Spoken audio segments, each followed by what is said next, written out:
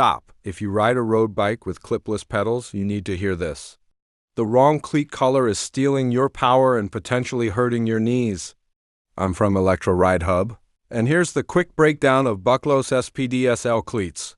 Let's find your fit in under a minute. First, yellow, the BH11. This is your safe zone. You get a generous 6 degrees of float, wiggle room.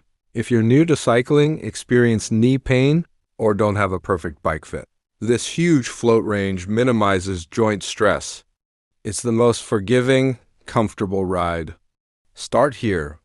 Next, the blue BH12. This is the sweet spot.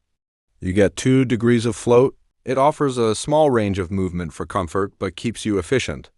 It's the perfect middle ground for riders upgrading, from yellow who want more speed without going full commitment.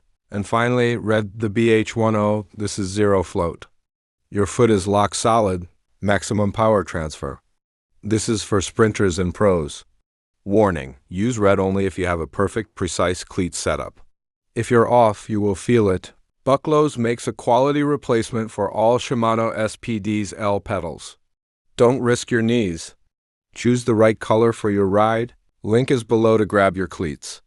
Hit follow for more easy bike tips.